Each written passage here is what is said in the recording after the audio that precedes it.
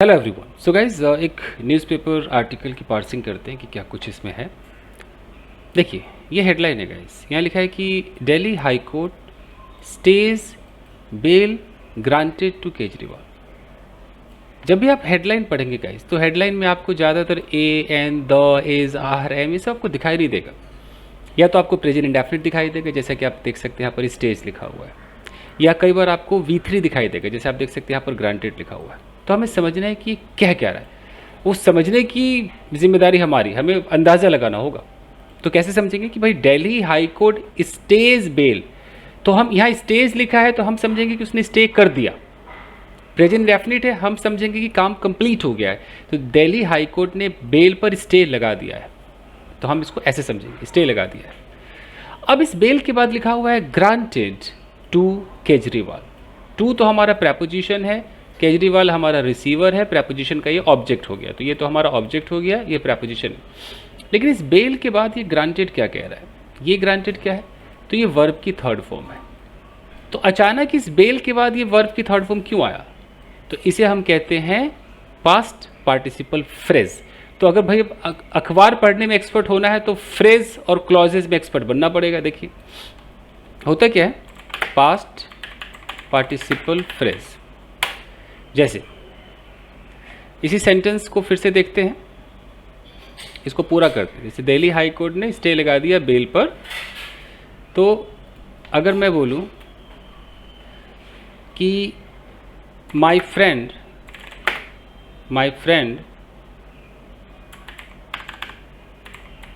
broke the chair, my friend broke the chair, let's say given to him by his brother। अगर मैंने एक sentence ऐसा बोला, तो my friend broke the chair, मेरे दोस्त ने तोड़ दी, क्या तोड़ दी, कुर्सी तोड़ दी। ये रहा सब्जेक्ट, ये रहा वर्ब, ये रहा ऑब्जेक्ट। अब इस चेयर के बाद ये इतना सा जो जुमला है, ये क्या है, अचानक चेयर के बाद यहाँ पर वर्ब की थर्ड फॉर्म है। तो ये गिवन से लेकर के और यहाँ तक इसको हम बोलेंगे पास्ट पार्टिसिपल फ्रेज।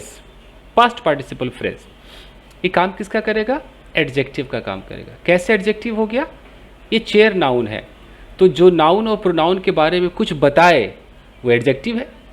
तो ये चेयर एक नाउन है, इस नाउन के बारे में बता रहा है कि कौन सा चेयर, वही गिवन टू हिम, जो उसे दिया गया था, किसके द्वारा, बाय हिज ब्रदर। ठीक है ना। तो उसी तरीके से यहाँ पर अगर आ रहा है कि हाई कोर्ट स्टेज बेल, ठीक है। अब बेल के बाद आ रहा है ग्रांटेड टू केजरीवाल, तो हम तुरंत समझ जाएंगे कि अच्छा हाई कोर्ट ने बेल पे स्टे लगा दिया। अब बेल हमारा नाउन है, अब नाउन के बगल में यहाँ पर ये इतना सा जुमला आ गया, तो एक फ्रेज है। ग्रुप ऑफ वर्ड्स फ्रेज होते हैं, और फ्रेज का जो सबसे मेन है वो V3 है, तो हम इसको पास्ट पार्टिसिपल फ्रेज कहेंगे। अब चूंकि नाउन के बगल में लगा है, नाउन के बारे में कुछ बता रहा है, तो एडजेक्टिव फ्रेज हुआ कि नहीं, इसको एडजेक्टिव भी कह सकते हैं। बेल के बारे में बता रहा है, कौन सा बेल, वही बेल जो ग्रांट किया गया था केजरीवाल को। ठीक है, समझ गए। ऐसे पार्सिंग कीजिएगा इस, तो आप समझ गए ये ग्रांटेड जो है इस बेल के बारे में एक एक्स्ट्रा इन्फॉर्मेशन। आगे बढ़ते हुए चलिए गाइस, अब हम यहाँ से पढ़ेंगे, यहाँ से लेकर के यहाँ तक हमारा, इसको मैं एक बॉक्स बना देता हूँ। सबसे पहले इसकी पार्सिंग कीजिए। जब भी आप पार्सिंग करें गाइस, जैसे आप इसको पूरा पढ़ेंगे, फुल स्टॉप यहाँ पर है, तो आप सबसे पहले वर्ब को ढूंढिए। इसमें वर्ब क्या है, इम्पोज्ड वर्ब है। तो याद रखिएगा, ये जो वर्ब होता है ना, इस वर्ब से पहले सब्जेक्ट होता है, ये सब्जेक्ट है।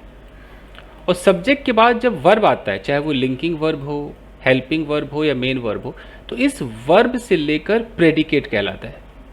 तो हमारा सब्जेक्ट क्या क्या है, देखो, द दिल्ली हाई कोर्ट, ये सब्जेक्ट में आ गया। वहाँ लगा है ऑन ट्यूसडे, यहाँ तक ये सब्जेक्ट में। तो इससे तो इतना पता चल गया कि बात किसकी हो रही है, दिल्ली हाई कोर्ट की हो रही है, और कोई दिन भी दिखाया जा रहा है कि ट्यूसडे। अब दिल्ली हाई कोर्ट ने ट्यूसडे को क्या किया, वो जानकारी हमें कहाँ मिलेगी, प्रेडिकेट वाले हिस्से में मिलेगी। तो प्रेडिकेट के अंदर क्या लिखा है, इम्पोज्ड अ स्टे, स्टे लगा दिया।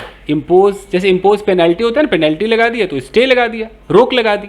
अच्छा, किस पर रोक लगा दी, ऑन द रेगुलर बेल, जो रेगुलर जो बेल मिला था उस बेल पर रोक लगा दिया। किसने लगा दिया? दिल्ली हाई कोर्ट ने। अब इस बेल के बाद लिखा हुआ है guaranteed by the trial court. अब ये इसी को कहते हैं पास्ट पार्टिसिपल। इस बेल के बारे में एक्स्ट्रा इन्फॉर्मेशन दे रहा है कि वो बेल जिसे ग्रांट किया गया था ट्रायल कोर्ट के द्वारा, यानी कि ट्रायल कोर्ट ने उसको मंजूरी दी थी। वो किसको ग्रांट किया था? वो बेल किसको दी गई थी? तो यहाँ पर एक प्रेपोजिशन आ रहा है टू, और यहाँ पर चीफ मिनिस्टर अरविंद केजरीवाल आ रहा है, यानी कि अरविंद केजरीवाल को वो बेल ग्रांट की गई थी। फिर यहाँ पर एक प्रेपोजिशनल फ्रेज आ रहा है in the excise policy case. किस केस में भाई वो बेल ग्रांट की गई थी? एक्साइज पॉलिसी केस में। तो पूरी पार्सिंग कंप्लीट हो गई ना। तो सब्जेक्ट और प्रेडिकेट इसी का सारा खेल है।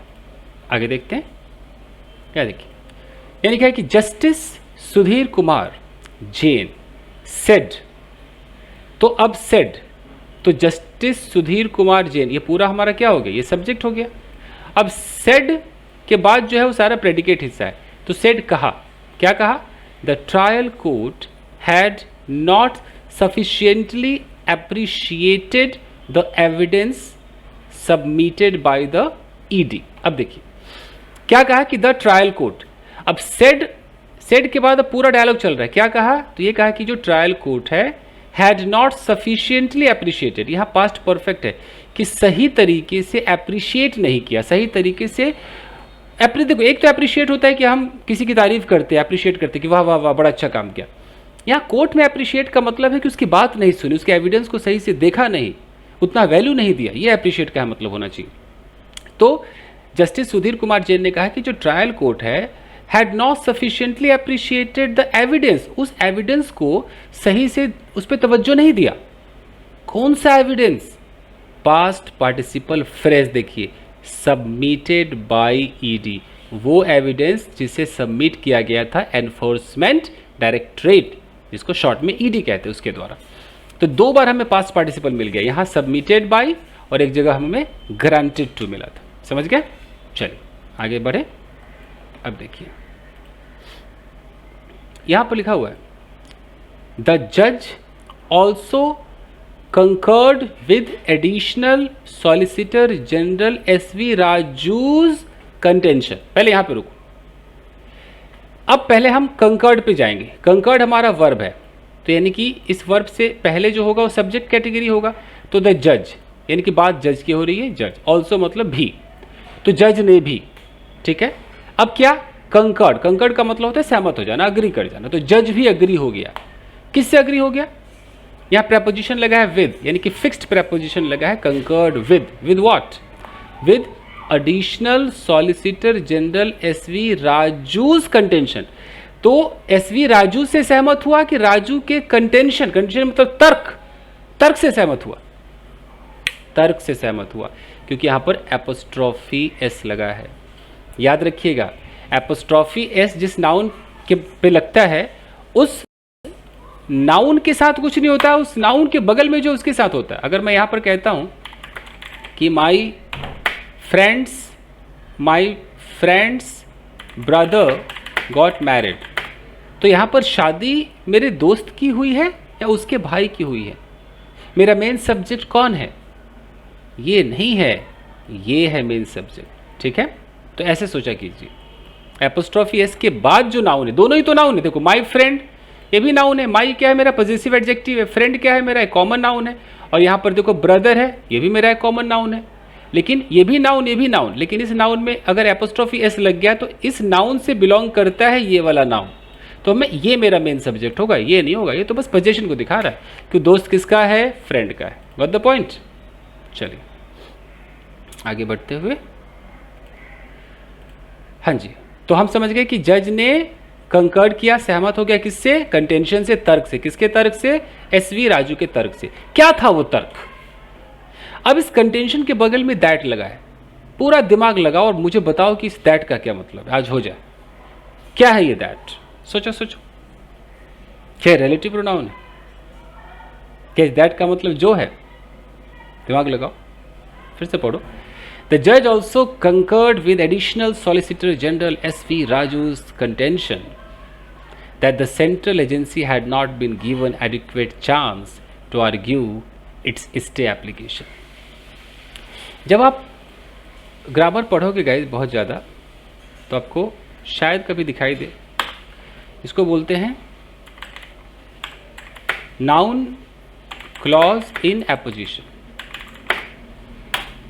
एपोजिशन के अंदर नाउन क्लॉज रहता है और दैट से शुरू होता है, दैट प्लस सब्जेक्ट होगा, और हमें दैट देखने में लगता है कि यार कहीं ये रिलेटिव प्रोनाउन तो नहीं, हमें ऐसा लगता है, बट वो ऐसा नहीं है। ओके, जैसे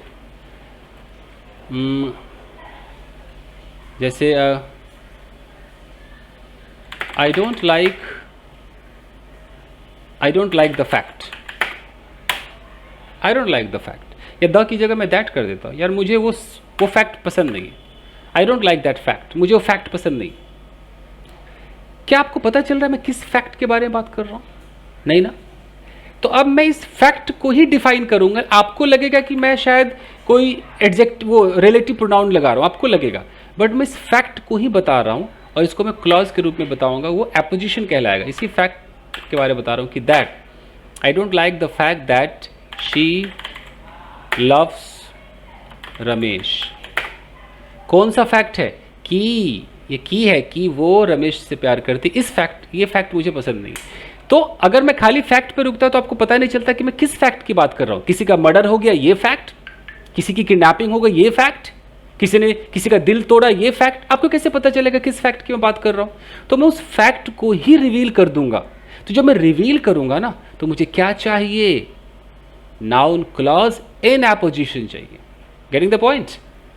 आइए देखिए, तो इसे कहते हैं, इस कंटेंशन को रिवील कर रहा है कि तर्क, कौन सा तर्क भाई, कौन सा कंटेंशन था? तो कंटेंशन को ये बता रहा है कि वो contention that the central agency, जो ईडी है, जो सेंट्रल एजेंसी है, had not been given adequate chance, यहाँ पास्ट परफेक्ट का पैसिव है कि उसे ज्यादा चांस नहीं दिया गया था। क्या करने का? इन्फिनेटिव देखो, टू आर्ग्यू, बहस करने का, इट्स स्टे एप्लीकेशन, अपने स्टे एप्लीकेशन पर बहस करने का ज्यादा मौका नहीं दिया गया था।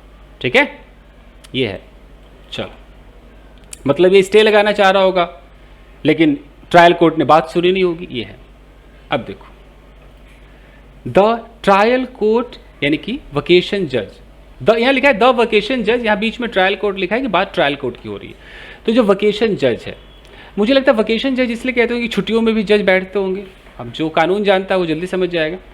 तो वकेशन जज, अब यहाँ पर ये मेरा सब्जेक्ट है, लेकिन अचानक बीच में देखो क्या आ गया, वाइल पासिंग द इम्प्यून्ड ऑर्डर, ये बीच में एक एक्स्ट्रा इन्फॉर्मेशन है। ये बता दिया कि उस जज ने जब किया तो वाइल पासिंग, यानी कि इस काम को करते समय, वाइल पासिंग द इम्प्यून्ड ऑर्डर, यानी कि इम्प्यून्ड का मतलब डिस्प्यूटेड, विवादित ऑर्डर को, जिस पे सवाल उठ जाए, ऐसे ऑर्डर को पास करते समय ये जो वकेशन जज है did not appropriately appreciate the material या डॉक्यूमेंट सबमिटेड ऑन रिकॉर्ड, यानी कि जो डॉक्यूमेंट्स या मटेरियल सबमिट किए गए थे ऑन रिकॉर्ड, उसको उस वकेशन जज ने एप्रोप्रिएटली एप्रिशिएट ही नहीं किया, सही से उसको सुना नहीं, समझा नहीं, और इम्प्यून्ड ऑर्डर दे दिया, पास कर दिया। तो वही लिखा हुआ है कि उस जज ने उस ऑर्डर को पास करते समय, वाइल पासिंग द इम्प्यून्ड ऑर्डर, उस विवादित ऑर्डर को पास करते समय हमने जो सबमिट किया, जो ईडी ने सबमिट किया, उस दस्तावेज को ढंग से देखा ही नहीं, उसको एप्रिशिएट ही नहीं किया। अब समझ में आ गया? देखिए यहां तक हो गया।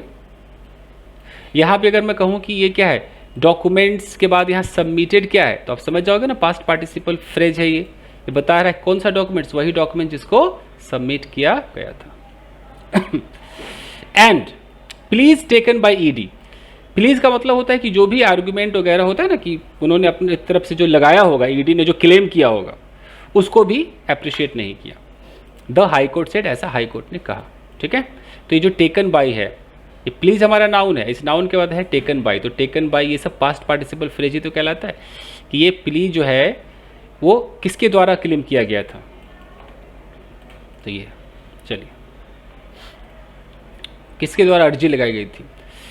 अब है कि अकॉर्डिंगली, ये अकॉर्डिंगली हमारा एडवर्ब, इसका मतलब है कि उसके अनुसार, accordingly the application is allowed.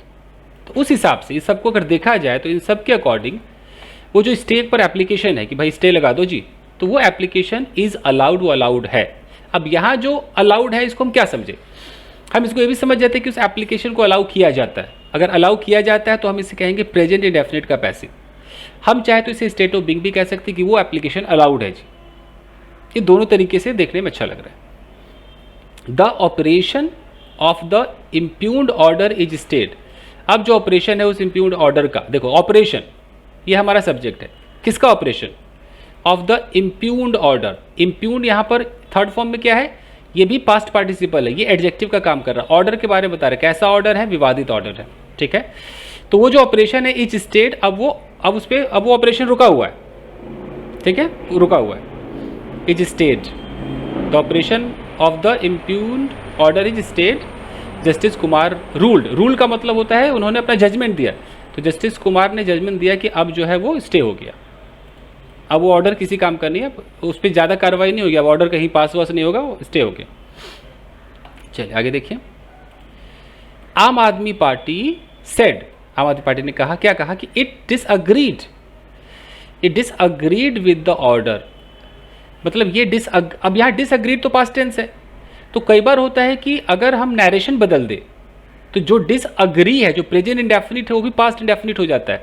तो अगर यहाँ पर लिखा होगा कि इट डिसअग्रीज, तो उसको डिसअग्रीड कर दिया गया होगा इनडायरेक्ट स्पीच में। हालांकि यहाँ दैट नहीं लगाया है, फिर भी मैं बता रहा हूँ कि आम आदमी पार्टी ने कहा कि भाई इट डिसअग्रीड, मतलब ये डिसअग्री करती है, मतलब नैरेशन बदलोगे तो करती थी जैसा साउंड करेगा। ये डिसअग्री करती है किससे? With the order. ऑर्डर से, किसका order? Of the Delhi high court.